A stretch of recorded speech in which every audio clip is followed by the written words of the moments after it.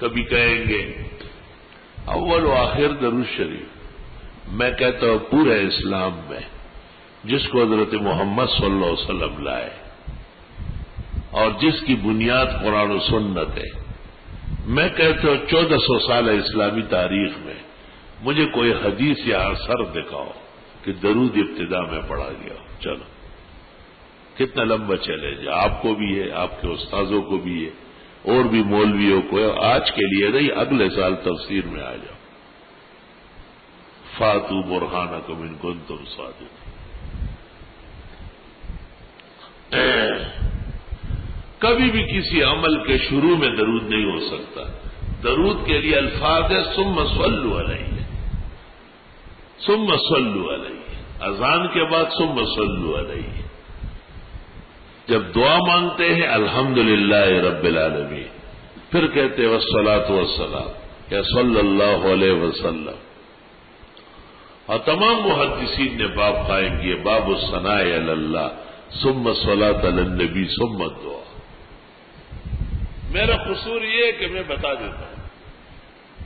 اب ساری زندگی آپ اس جہل میں پڑے رہتے اور اللہ تعالی نے آپ کو ایک شیرین درس میں یہ القاء اور یہ تعلیم نصیب فرمائی کہ بھئی درود شریف یقیناً ہے لیکن بعد میں ہے، اور نیک عمل کا آغاز درود سے نہیں ہوگا، حمد و ثنا سے ہوگا.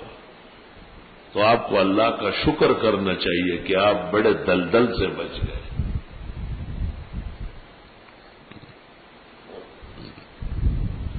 کسی کی خوش فہمی ہوگی، کسی کا عشق ہوگا، میں اس سے بات نہیں کرتا.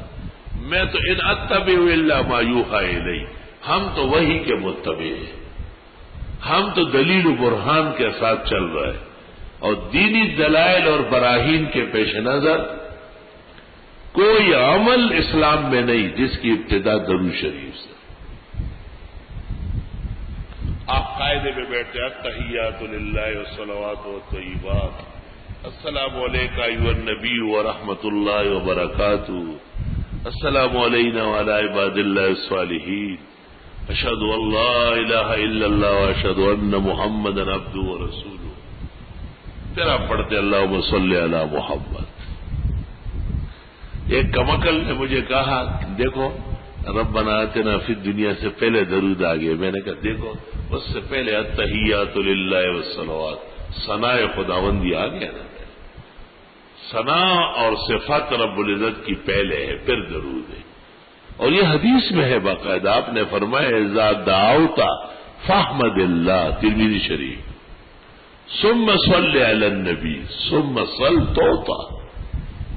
جب دعا مانگو پہلے اللہ کے حمد و ثنا کرو، پھر درود شریف پڑھو، پھر جو مانگنا ہو مانگو، اللہ عطا کرے گا.